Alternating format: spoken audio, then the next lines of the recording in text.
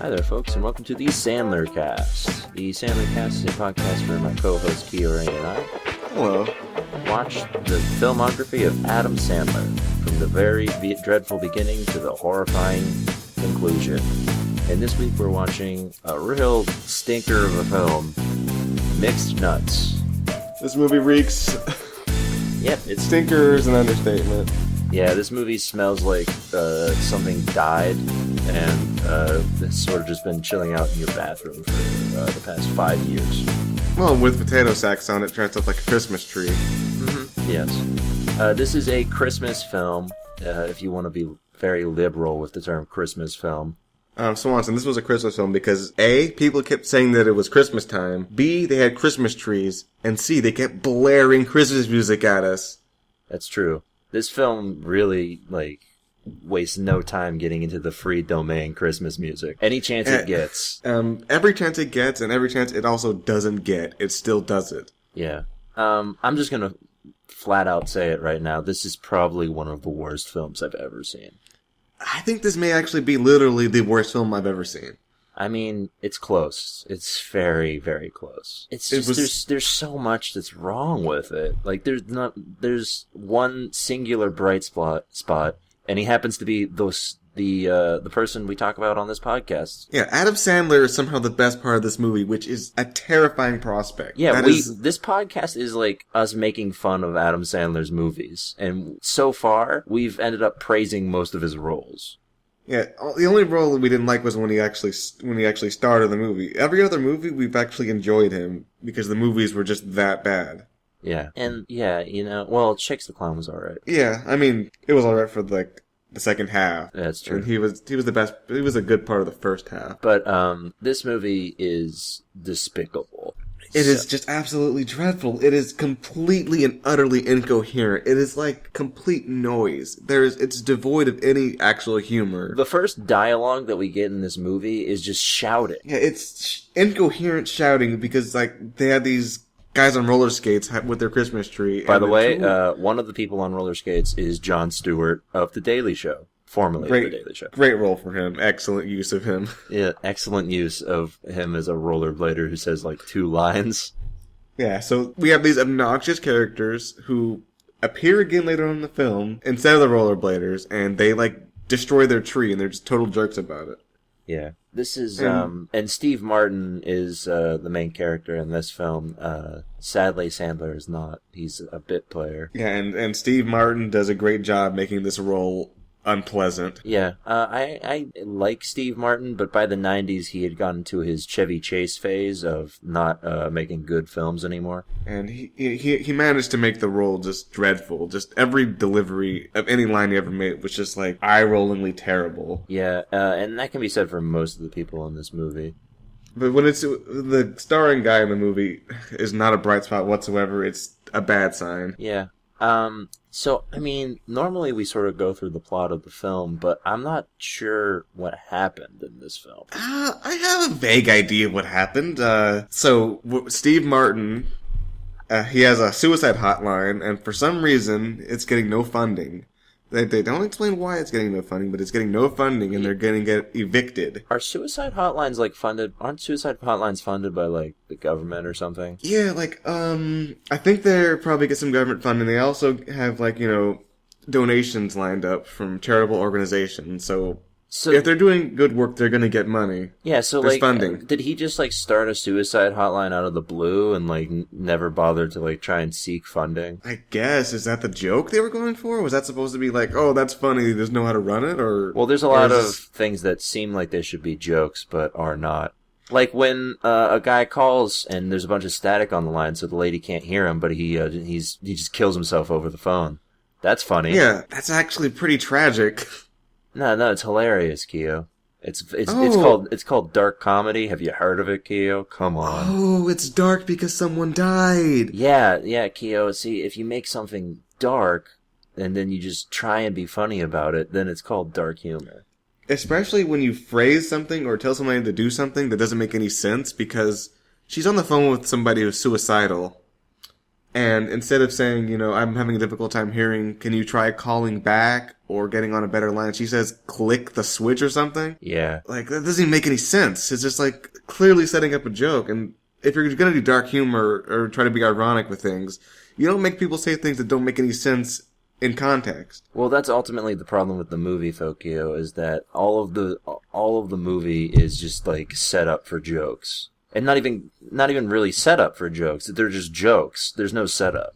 They're jokes that fall so flat that you can't even tell they're jokes. Because nothing is set up. We don't know anything about these characters. They're essentially dialogue delivery machines. Yeah, they just walk in there and they're just like, oh, we're spazzy weirdos.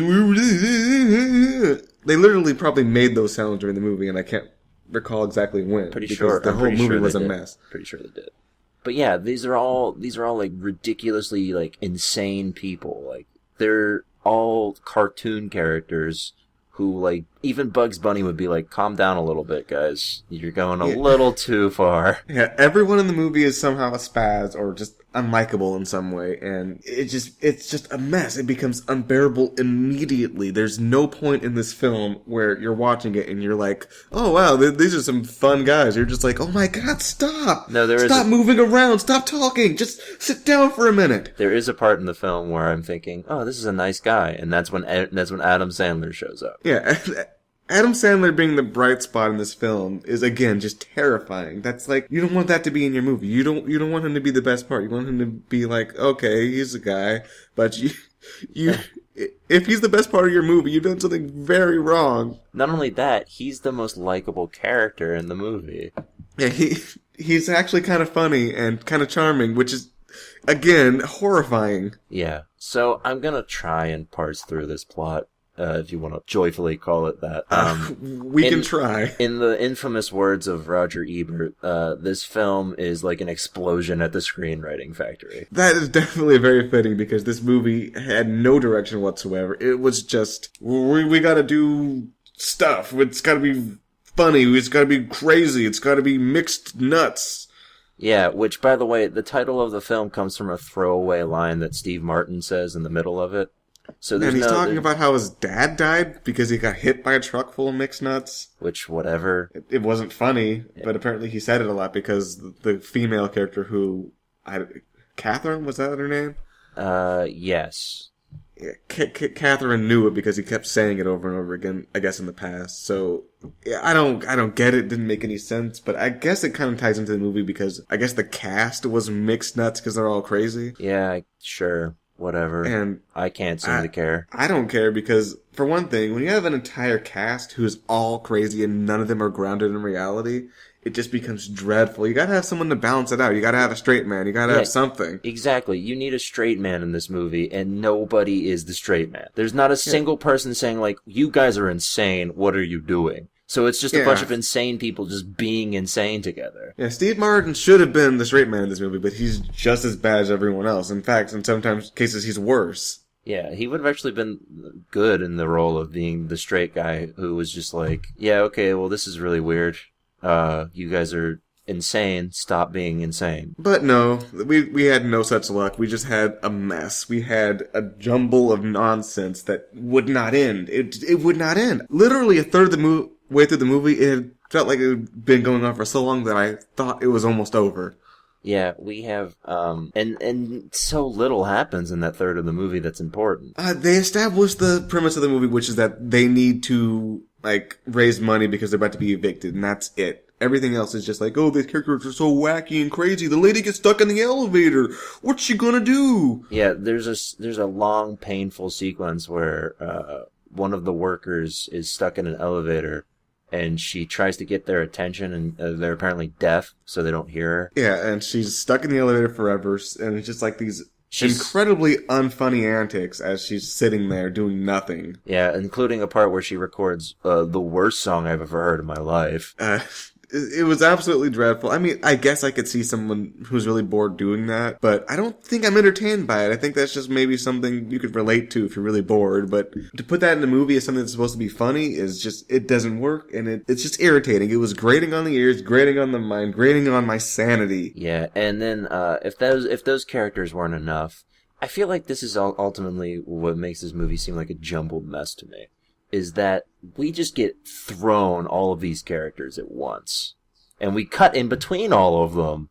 Yeah, they're basically swarming. They're just like swarming all over the movie, making noise, talking to each other, doing nothing, accomplishing nothing. We don't get a chance to get a sense of any of these characters because they're all thrown into like the pot at once, and then we just cut in between them, and we're supposed to be like, oh yeah, we already instantly know this guy's funny. You know, we're supposed to just look at him and be like, look at these crazy antics. I love these guys. These are the best guys. Yeah, so in addition to Steve Martin and his suicide hotline helpers, we have the pregnant lady whose name I don't remember. Her boyfriend, Felix the cat. Yeah, well, he's just Felix, but if he was a cat, that would have been better. Can you imagine if just actually Felix the cat was just in this movie as the boyfriend? That probably would have been a better movie. I would have liked that. We need more Felix the cat. He'd have his magic bag and he would do stuff with it. I don't know what he does. I don't know who Felix the cat is. Oh, he's a cat. He has a bag.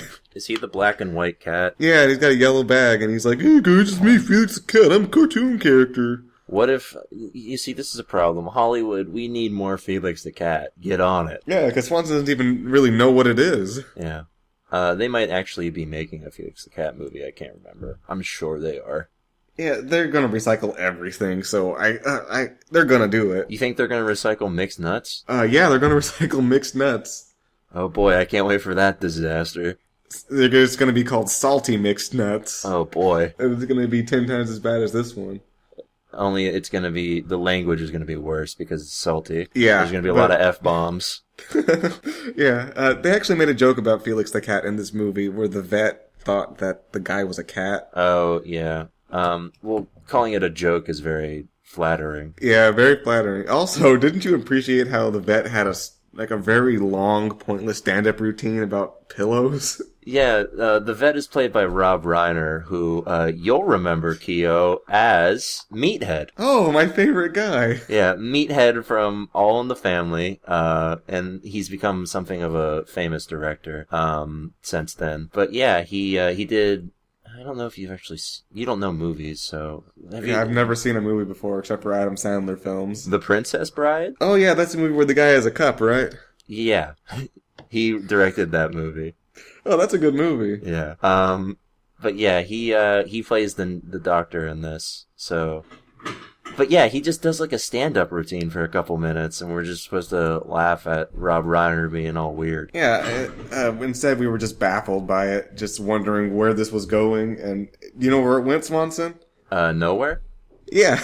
Oh, okay. It went absolutely nowhere. Just like the entirety of this film. Or you could say it went to hell. You could also say that. Yeah, I feel like hell's more enjoyable than this film. Yeah, I mean, hell's probably actually pretty exciting compared to this. Yeah, this film is sort of rudimentary. Yeah, there are long stretches of this film that are just boring. Yeah, it goes into these long tangents of just nothing. Like, the thing is that, like, at random times the movie will slow to a crawl and then just randomly switch to 2 times the speed. Yeah, there's like somebody doing like some kind of stupid, unfunny joke, and then suddenly they're like, oh, we gotta do something with this story. And then there's like, make the characters run around and do stuff for like 5 minutes and no one can follow it. Like the lady trapped in the elevator is trapped in the elevator for an excruciatingly long amount of time. And then we get a ridiculously fast-paced scene where she manages to get out of the elevator, but then she like almost falls or something. I don't know how this even got set up. I looked away and it happened. I don't think they even set it up. I think this stuff started happening. They're like, oh, we'll just get her out of the elevator. Let's pick her up. I'm going to be honest. She's falling. I looked away for a second. I toggled screens and then I came back and Steve Martin is dangling from the ledge and I'm like about to fall to his doom. And I'm what's going on? Yeah, and Steve Martin's like, my girlfriend broke up with me. And then what's her face is like, yay. And then like, they're like, okay, but we're going to fall. And then like, no, we're going to save her. And now they're going to go to the bathroom. But they won't let her into the bathroom. They're running around. They're talking to her. And now they're going to the bathroom, and she's sitting out in the bathroom, coming up with a towel. And everyone's like watching for some reason. And if you think Keo's over-exaggerating how that scene went, that's par for the course. That's exactly how that went. at that speed. Yeah, the movie just suddenly just like, it's like someone hit fast forward, like, hurry up with the movie, hurry up. And but that's how the movie was. The movie just suddenly just took off and went nowhere. Yeah. It went nowhere, and it's like when you have, like, a car that's transmission is bad, and you hit the gas and nothing happens. That's exactly what this movie is. Yeah, and I guess they're trying to be funny sometimes, but the fact is, you have to know pacing to make jokes. You have to pace them. Right. And there's no such thing as pacing in this movie. This movie has no pace. And it has no rhythm either. It just does nothing. It just jumps around, does whatever it wants, and nothing at all works. Yeah. Another thing that really helps, I've found, with jokes in a movie is when you have characters tell the jokes. Oh, yeah, but you can't even discern the characters in this movie. There's no characters in this movie. They're just actors pretending to be people who say things. Yeah, there's like... Okay, there's probably, like, say, 2 distinct characters in this movie, and they're both... Well, Sandler's character is less so, but then one of them is basically just a cartoon of transgendered people. Yeah, can we talk about that for a second? Yeah, let's unwrap this. Okay, so this person calls the hotline and asks if he can come over because he's feeling very lonely. And for whatever reason, Steve Martin gives him the address. Well, first he says, we have rules. I can't. But the person's basically saying they're going to kill themselves, and for some reason, there's a rule saying that, you can't go to that level to save someone's life. I don't really get it, but... I guess so they won't kill you? Yeah, so they don't come down and kill you when they're suicidal? Because that's how suicide works, I guess. Right, of course. You're like, well, I can't kill myself, might as well kill this guy. Yeah, but he cracked because the person... I guess they start crying or something? Yeah, I think that's it. So then... And he starts crying, so he's like, okay, fine, here's the address. So then we get we find out the person on the other line, and it's a man dressed as a woman. Yeah, with a very deep voice, of course. Live Schreiber, to be exact, in his first role. Keo, you maybe know him as Sabretooth in the X-Men movies? I do not. Okay. That's the only thing he's known for, so... Yeah, so he didn't really go too far. Yeah. But he's known sort of as like a manly man, which is why this is interesting. Yeah, I mean, this character actually wasn't too bad until, like, they just started deciding to just, like, beat him up. Yeah, they don't really make fun of him as a transgender in this movie. Yeah, they were actually pretty okay about it. Like, they seemed to kind of not be sure to make it heartwarming or funny, but they were actually, they kind of made you sympathetic towards this person. Yeah. I mean, there was the weird thing where his family chants Arnold Schwarzenegger at him as he leaves. Is it because he's manly but in drag? No, are they being mean to him? They're being mean to him. It's because he's wearing a dress. I mean, but he's got such a deep voice and he's like manly, but they're making fun of. Yeah, it was very strange, and I guess it made you understand why he was so depressed and lonely. Yeah. And I guess it is kind of like, in the hands of a better writing team, it sounds like something that could be, kind of heartwarming. Especially when he comes to the house and starts dancing with Steve Martin in a scene that could have been very funny and instead was not at all. It was just kind of awkward instead. It was just kind of like... Like, if Steve Martin was playing the straight man the whole movie, that scene would have been hilarious. Yeah, but instead it was just like, he's just doing more weird antics, but this time it's vaguely heartwarming because this person is really lonely. Except for the fact that this person doesn't act lonely after they show up. No. He's just acting kind of weird. Yeah, they're just like, well, he's just a weird transvestite. Yeah, so they kind of broke down what they were doing and were not consistent with what they just established in the movie, so it doesn't work in the end. Yeah. The one thing that they almost made work, they failed at. Yeah, pretty much. But here, I want to talk about this for a second, because you mentioned it during the elevator scene. Yeah, so the crux of this, I guess if you want to call it an arc for Steve Martin's character, is that his girlfriend broke up with him. And yeah, she called him on the phone and was like, yeah, I've been dating another dude for 4 months. They tried to make some dumb psychiatrist joke that didn't work. Okay, so it's set up very lazily, by the way, that his Catherine is into him, which is established, by the way, by when he mentions that he broke up with his girlfriend. Catherine is just like, yeah. And she's like, "Squee! I'm so excited about this." Yeah, she's like, sweet, can't wait to bone. Yeah, and then, like, not too long later, one of the female characters just says to Steve Martin, just like, oh yeah, by the way, she has intense lust for you. And he's like, oh, yeah, sounds good. Yeah, he's just like, you don't say. Well, alright, let me forget about the girlfriend I just broke up with. Oh yeah, that's how breakups go. Right, you just immediately have sex with your coworker. Yeah, who you apparently had great interest in, but didn't act on it. Yeah, or he just didn't. I don't know if he had great interest in her at all. I think he probably did, because, I don't know. Well, he does get jealous when Adam Sandler starts putting the moves on her. Which was, I think, the best part of the movie. Well, yeah, hands down. I want to get to that in a sec, though. I want to hound on this horrible relationship. Okay, so why have the girlfriend at all? I don't know. Like, it's unnecessary. Like, imagine a movie, if you will, where it's two single people who are sort of down on their luck, who work at a suicide hotline center. I'm picturing it in my head. Yeah, and it's Christmas.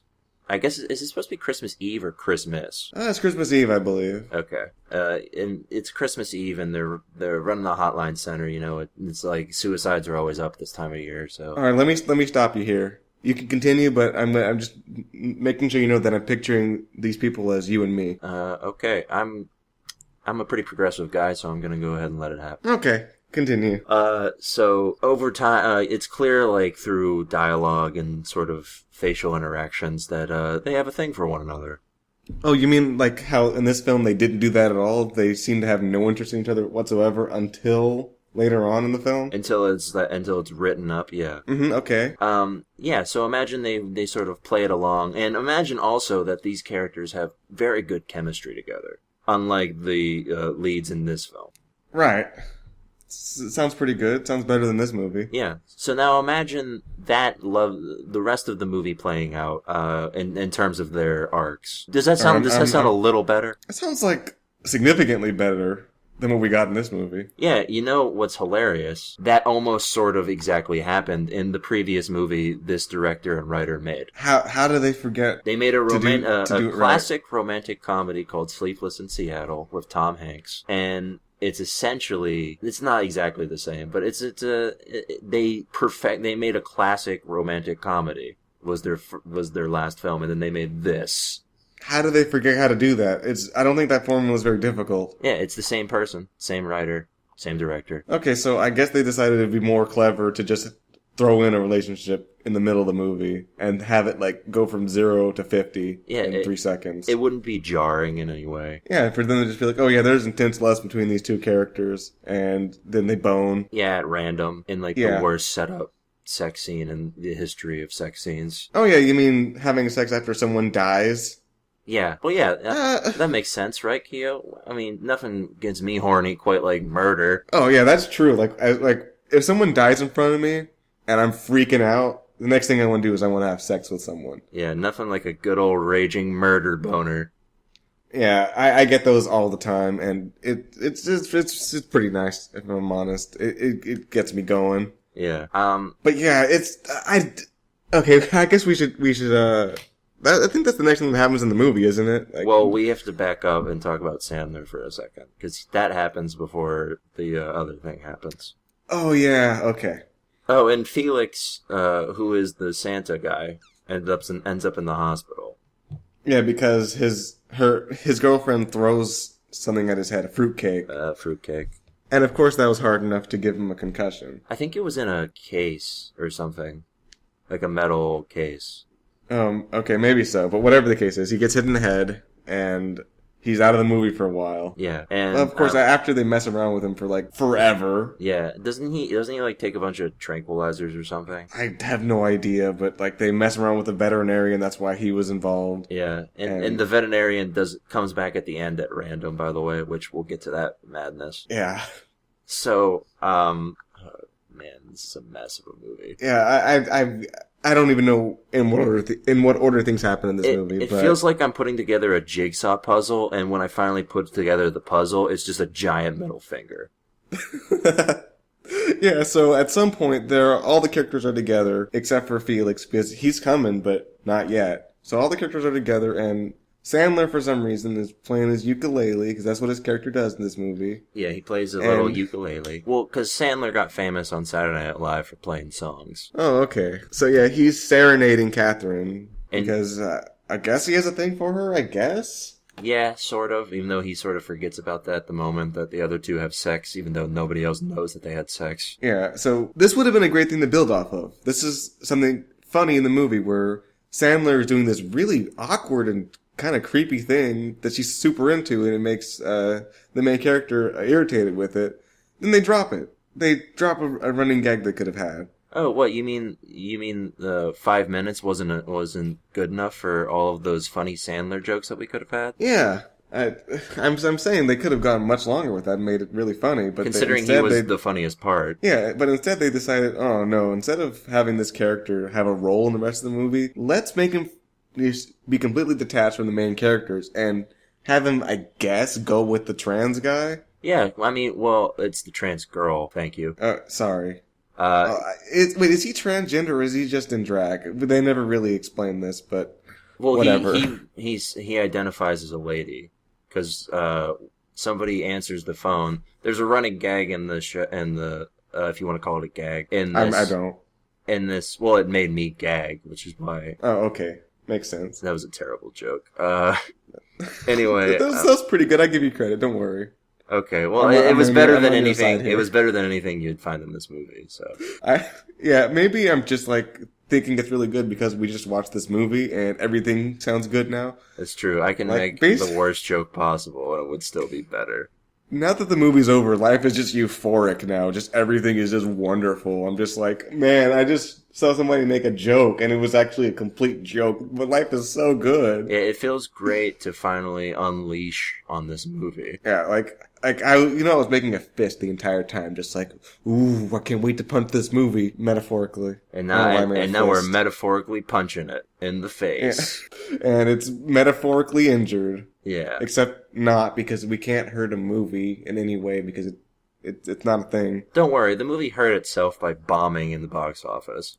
Yeah, that makes me feel good knowing that it was a financial failure, because if people made money off of this, I would have been mad. We would have had a whole Mixed Nuts franchise. Oh no, can you imagine Mixed Nuts 2? Oh no. Well, maybe it would have more Sandler. For some reason, like, Steve Martin has kids. Oh god. Anyway, but yeah, I forgot what I was talking about. Felix gets a gun and shows up for some reason. No, we were talking about something else. Oh, Sandler serenading? Go ahead and take a step back here, Keo. Sandler is the funniest part in this movie. He has he's making us laugh. He's not supposed to do that. This movie is making us. This movie's making us like Adam Sandler. Yeah, by somehow being the best part of this movie, we're becoming Adam Sandler fans. I'm wearing an Adam Sandler t-shirt now. Yeah, it's just a picture of his face. Yeah, his grinning, smug face. And you know what? Normally I'd be sickened by it, but today I'm fine with it. Yeah, I'm going to take it off after and burn it probably and watch the next movie. But for now, I'm a big fan of Sandler. Yeah, like, the first thing he does in the movie is he comes in. He's like, he seemed like he was like a janitor or something. I don't know what he was doing. Yeah, he has his own place. This is another thing that's weird. This seems to be like an apartment complex, not a bunch of office buildings. Yeah, I don't know what he's doing there. I thought he was like a janitor, but I guess not. And, the lady in the elevator trying to get his attention, but he's got his headphones on, and he's like kind of singing along to Christmas music, but he's like kind of making fun of it and making fart noises. Yeah, Sandler's first appearance in this is pretty much my impression of Adam Sandler, which is just him coming in and just being like, boop, boop, boop, boop, boop, boop, boop. Yeah, it's pretty amazing because the rest of this movie is so dreadful that somehow that is hilarious. Yeah. And then when he actually sings his song to the lady and sort of like gets her hot and bothered. It's a pretty coherent song, and it's kind of funny because he's just making like this really annoying voice and just strumming his ukulele. It's just the most obnoxious thing, but she's totally into it. Yeah, and yeah, it works. Yeah, that actually worked. It was like the only thing in this movie that did. Yeah. Like, we're not even exaggerating. That was the only thing that worked in this movie, and they decided to throw it out. Now I remember what I was going to say before we got off on like 5 different tangents about this movie. Just like this movie would do. Yeah. The trans lady identifies as a girl because there's a running gag in the film where somebody calls and keeps saying that they want to talk to a lady and then they hit on them. And it finally ends when the same guy calls again and he's talking to the Chris, I think is their name. And he says he wants to talk to a lady and he's like, "You are talking to a lady." And then they just hang up. I forgot about that. Yeah, so... But so Sandler does technically get a girl in this movie, just in a different way than usual. Yeah, it's a trans girl, which we're going to count because we're very progressive here. Yeah, I mean, why not count it? Yeah. So far that's only one film of Sandler's where he doesn't get a lady. Or two. Yeah, he wasn't, because he was barely in Coneheads. Yeah, we're not. We shouldn't count that. That's not fair. That's not fair to Sandler. No, it's a part of his filmography. Okay. So it's 3-2 for Sandler. He's doing pretty good, though. He's doing pretty good. Yeah, he's still got a winning record. Yeah, that's pretty impressive. And we're starting to get into like his own movies soon, where he always gets the ladies. So. Oh man, I can't wait to see him be very successful at things. Yeah, boy, nothing like a successful Adam Sandler. That's gonna be dreadful. Nothing's more charming than successful, swarmy Adam Sandler. Well, I mean, right now I'm very happy with him. I'm very happy with him in this movie, so I'm okay with it for now. But probably next week I'm going to be upset. Well, next week is Billy Madison, so that's one of the better Sandler films. Oh, okay. So I'm going to be happy with him for another week, and then after that, we're going to be upset. Maybe. Well, I mean, after that's Happy Gilmore, and that's a pretty alright one, too. Oh, okay. So we're going to have a good streak with Sandler, then. Hopefully. I mean, I haven't watched these movies in a while, so we'll see how they hold up for me. But back to this terrible, terrible film. Let's not. Let's talk about something else. Let's talk about our feelings. I feel better now that I'm talking about this film and just sort of venting. Yeah, like when I was watching it, I was just thinking, what am I going to say about this? All I can think of is this is bad. This is trash. Yeah, this movie made it sucked my life energy out of me, and I feel like I've finally taken it back. Yeah, like I got a very bad headache watching this, probably because of they just kept blaring Christmas music at random. Yeah. Like, they just play it. Like, even if the lyrics for the song had nothing to do with what was going on, they still played it. There's one in particular where the music was 10 times louder than all of the audio. Yeah, they just kept doing it. They just said, "This is a Christmas movie. We gotta put Christmas stuff. We gotta make music. We gotta do this." And it was just... But make sure it's Christmas music we don't have to pay for. Yeah, and it was just... Public domain Christmas music.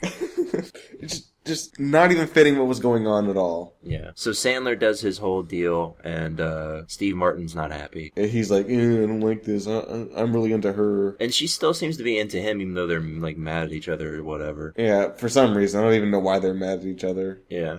And then Felix finally shows up after taking a gun at the hospital. Is that what he does? No, he goes home and gets the gun. Oh, that's right. Yeah, because they set up his wife buying a gun. Yeah, because we needed a setup for that.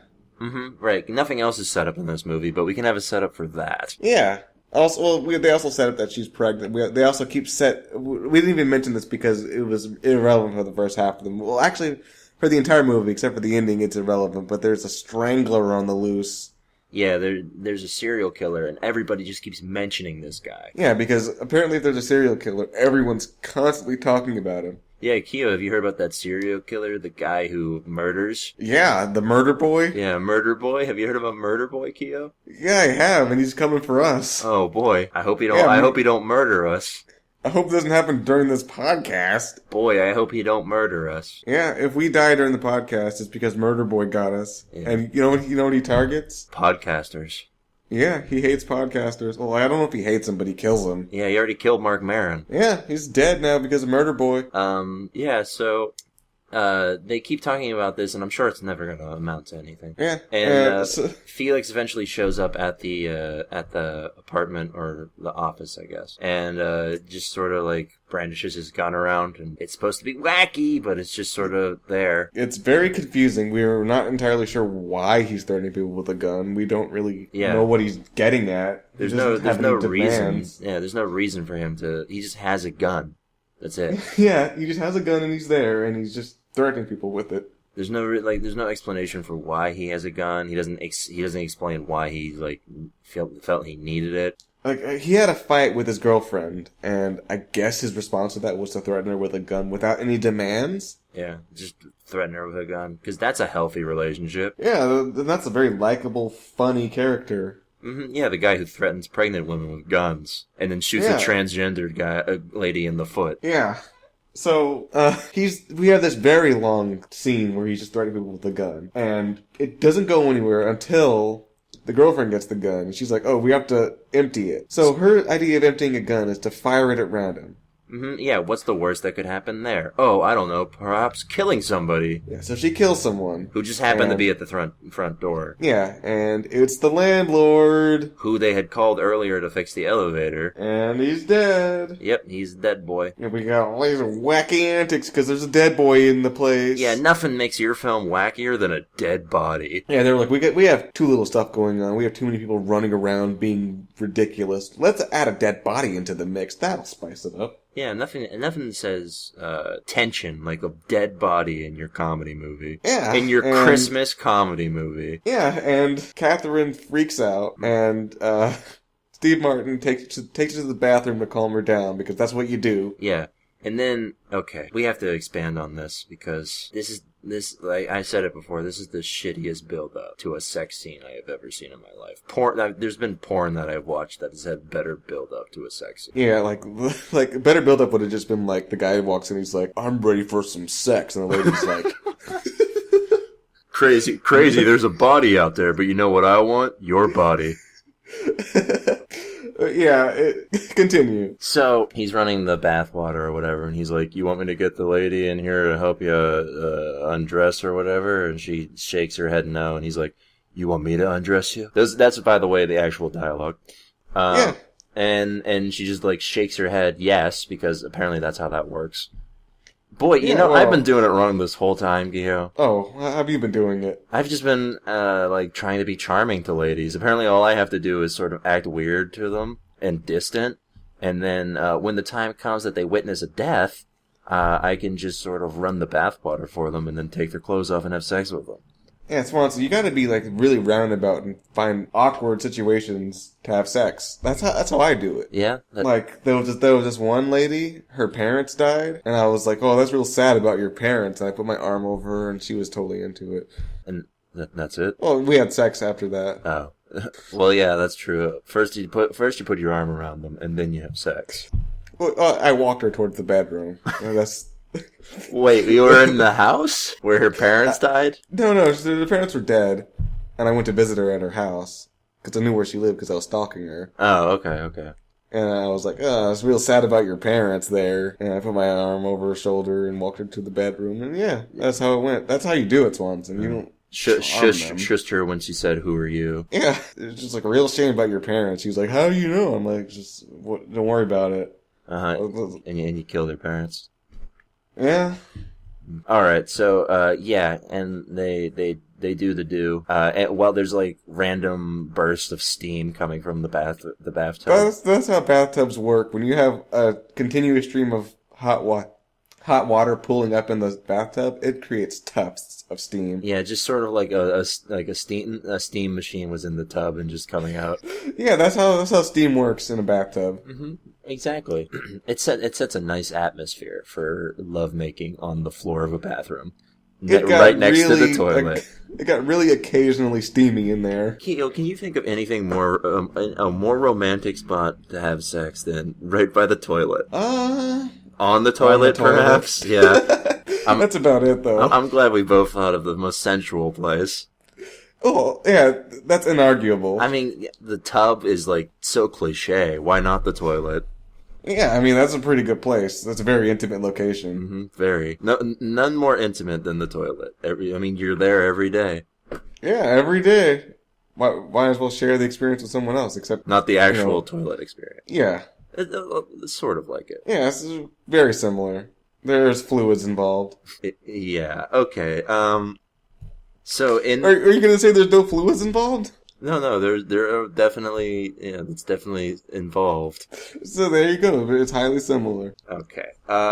So I'm not sure exactly how long it took them to have sex, but in the time that it took them, The pregnant lady and Felix manage to make the Christmas tree into the body, or vice versa. Yeah.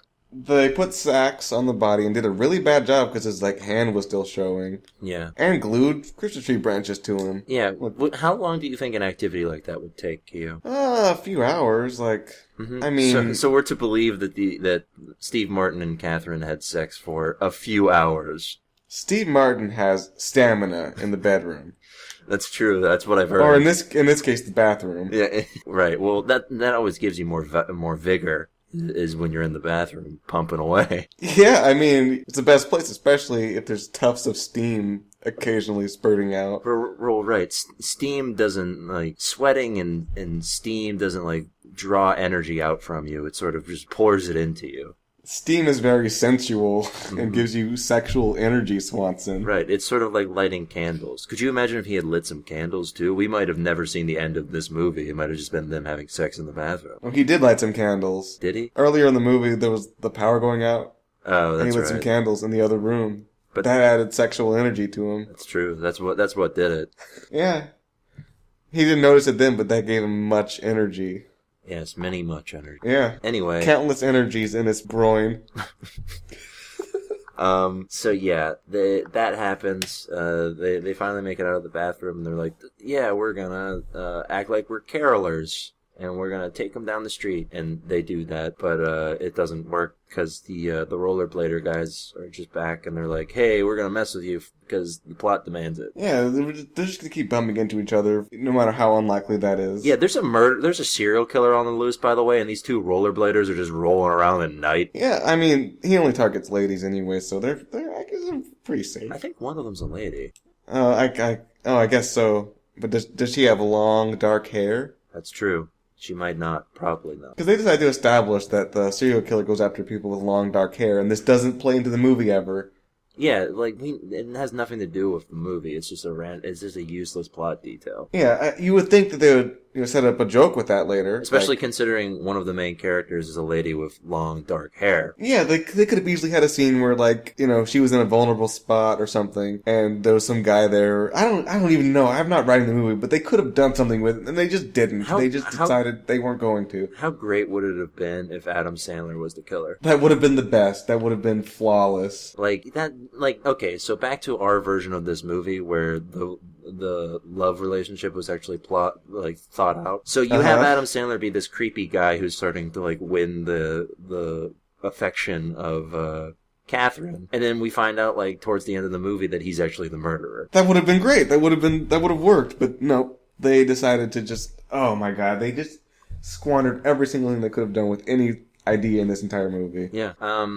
And instead, what happens is the body is revealed as a body and not a tree. Because it falls down, the branches fly off, and people can clearly see it's a body. Mm-hmm, mm-hmm. So the police show up, and this is a mess. This final bit here. Oh, is it a mess? Because Felix flips out. Well, the cops show up, and they're getting ready to arrest everybody because there's just a body here covered as a tree, very clearly a cover-up. And I think Felix is is about to take the blame or whatever, and then the pregnant lady takes the gun out of her bag and is just like, I did it because my fingerprints are on this gun. And then he takes the gun, he climbs a building, and he's like, I'm gonna kill myself now. Yeah, these cops, by the way, once again, the LAPD, refusing to shoot somebody with a gun running away from them. Yeah, I mean, the LAPD's really nice, Swanson. Apparently. In the 90s, they apparently seemed really, really nice if you weren't Rodney King or black.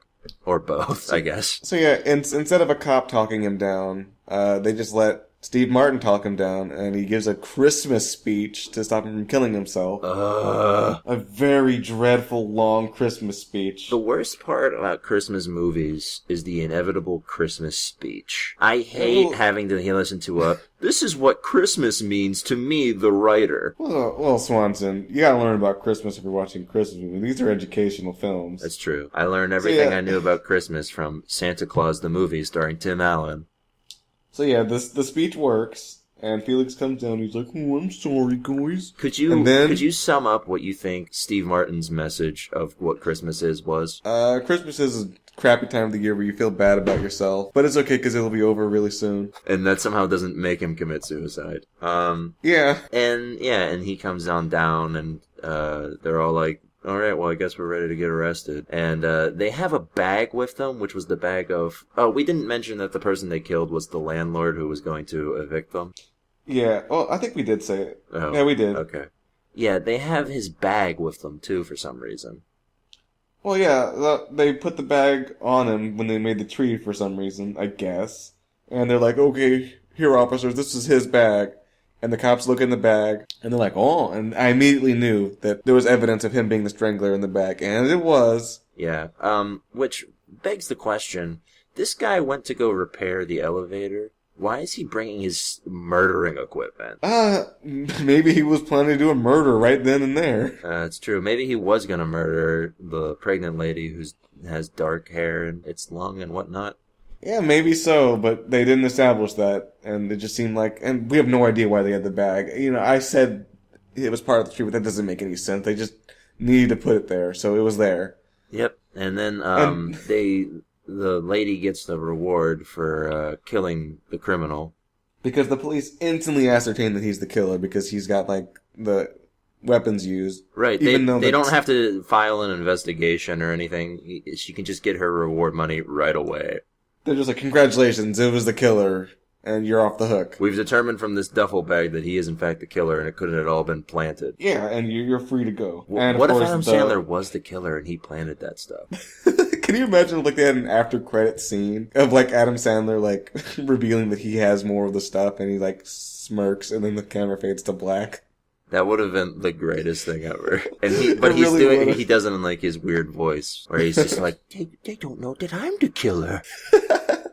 Yeah, that would have been good, but they decided not to do anything good with the end of the movie. No, Sandler sort of just drops off. Like, he doesn't have any lines in these final minutes of the film. He just joined them in their jubilation because the hotline is saved because they got a cash prize for killing the guy. Yeah, and it's so exciting that pregnant lady has her baby. Yeah, and guess where she has birth. Well, first, luckily for them, Dr. Rob Reiner's back. Dr. Meathead shows up and he's ready to perform surgery, even though he's he's ready to give birth, even though he's a veterinarian. Yeah, he does the delivery at the nativity scene because it's Christmas time. Yeah, fuck this movie. It was the most ham-fisted and blunt thing I've ever seen. It was absolutely dreadful. Complete with them panning up to the Star of David or that's not right, is it? No, it's just a star. That's a Jewish thing. Them panning up to the star on the Christmas tree and hearing a baby like cry. It was very beautiful once, and I don't see what the problem is with that extremely corny, terrible, and also not to mention unfunny ending. Yeah, and if that wasn't stupid enough, I don't think this part was supposed to be funny though. I think it was supposed to be heartwarming. The problem is you can't have a heartwarming movie that involves a major scene being the disposal of a body. Yeah, they diffused the entire conflict and ended on a note that was not remotely funny, and also we don't care about this baby. Yeah. We don't care at all. We have no investment in this child. We don't like the people who gave birth to this baby. We don't care. We didn't have any, like, what? Yeah, if Adam Sandler isn't having this baby, I don't care. Yeah, if it was Sandler's kid and it was like some kind of threat towards it or something and it was finally born, I might care. But in this case, we don't care. No. We just kind of knew it was going to happen. I thought it was going to be, like, gross because that's what this movie probably would have gone with it, but they luckily didn't. In the last one, the childbirth was extremely disgusting. In this film, it was just, like, really cheesy. Yeah, it's true. And I think that's ultimately the problem with the movie is that it's trying to be this heartwarming Christmas film, but it's also, like, a dark comedy. And it does neither thing successfully. No, because you can't do both things. You can't be a super bleak... Well, you can if you're very good at it, but this movie wasn't even close. It was so far from it that I'm not even sure they were trying to be dark comedy. But I don't think I can think of a movie that is dark and also heartwarming at the same time. Yeah, that's... It's an extremely hard thing to pull off, and they're not at all talented enough to do it. They're not at all talented in any way. Yeah. Well, the people in the movie are occasionally talented. Not in this film. But whoever wrote it whenever they were writing it, had zero talent within their bloodstream. Yeah, they must have just, like, given up. Yeah, they're like, I quit, we're gonna make Mixed Nuts. That's it, yeah. That's what happens when you get a multi-million-dollar budgeted film done. You say you quit. Now we're going to make this. Yep. Yeah. What do you follow up your big successful romantic comedy with? A Christmas movie that nobody wants to see. Yeah. And it ends. You quit. It ends with Philip asking Catherine to marry him because why not? Sure. Look, they had known each other a while. They boned. Might as well get married. Yeah. Nothing says chemistry like having sex one time in the bathroom. Yeah. That's internal partnership. Well, look, it lasted a while. It's true. It was very, yeah. I would marry somebody who lasts a long time in the bathroom. Well said. Well said. That's it for Mixed Nuts, and thank God. Yeah, I'm glad to be moving on from this one. So that is the worst film we've seen, right? Certainly in this podcast. Like, Going Overboard was bad, but this movie was somehow worse. That movie was comparatively coherent. Yeah, think about that for a second. That's remarkable. That movie had less plot than this one, technically, and it seemed more coherent. Yeah, I mean, the conflict of this movie was the hotline was going to be shut down because they didn't have any funding. The thing is, they didn't even really set that up much. They mention it occasionally from time to time, but you don't really get the sense that they are really thinking about it a lot. They're not trying to solve it, that's for sure. Yeah, because they're doing their job. They're just doing random stuff and trying to do jokes that don't work. Yeah, this movie is a garbage movie. It deserves to be thrown in the eternal bin of trash and taken out. To the eternal landfill? In the sky, yes. Okay. Well, the eternal landfill of damnation, we'll say. Good metaphor. Yep. Mm-hmm. There was definitely no mixing at all going on with that metaphor. Anyway, that's it for this week. Next week we're gonna be watching Billy Madison, as I had previously stated, and we're gonna have a special guest. Oh boy! Who is he? He's a special guy. He's a special boy. Oh man, I can't wait to meet Special Boy. It's gonna be our first guest, and it's a big one. Billy Madison is Sandler's first starring role since Going Overboard, and his first big time movie. Oh man, I can't wait. So buckle in your seatbelts for that one, buddies. It's definitely gonna be better than this one, I can guarantee. That's not very difficult to pull off. I haven't seen it in a long time, but I can tell you it definitely holds up better than this. It can't be worse than this. I think that may be nearly impossible. I'm not sure if even later day Sandler films are worse than this. Yeah, this was impressive. I didn't think it would be this bad. They said it was, the Wikipedia said it was one of the worst of all time, and they were not lying. Yeah, that's no exaggeration. I can't think of a film I'd liked less than this one. Okay, so let's go ahead and do some plugs real quick, Keogh. Okay, plugs and chugs. Can I chug? Yeah, go ahead and chug. Alright, let me grab this chuggable beverage here. I'll wait until you start chugging. Okay. Head on over to zestyaroma.com. There's tons of zesty content, including this podcast. Another place you can find this podcast is the freakingawesomenetwork.net. I do reviews for the freakingawesomenetwork.net as well. You can see my reviews for The Walking Dead and Better Call Saul. Have you called Saul yet? No, but I better. Yeah. And if you have any quips, comments, questions, foresights, otherwise, you can send them to us at the tvtunerspodcast@gmail.com. I use the same one for both because I'm lazy. You're a lazy boy. That is our sister podcast, by the way, TV Tuners. Both of them are bi-weekly, so on weeks that Sandlercast isn't updating, you get some TV tuners, and we watch bad TV shows. We're currently watching Hostages. Yeah, you know what my name is? What? Duncan Carlisle. Oh boy, are you a hostage negotiator? No, I work at Dunkin' Donuts. Oh, well, I guess that's appropriate then. Yeah. Do you get a lot of people who are just like, you're Duncan, and you work at Dunkin' Donuts? Yeah, they come by all the time, and they're really... That's cool. Anyway, if you want to follow us on Twitter, I'm at Jesse Swanson. Keo doesn't have a Twitter, but if you send stuff to @SestyAroma, he'll give it a peek. I'll examine it briefly. So we'll be back in 2 weeks with Billy Madison. Until then, enjoy your lives. Yeah, because you don't have to watch this movie. Yeah, it'll be nice knowing that you never have to watch this again. All right, see you guys. Goodbye. It's over. Oh, that's good.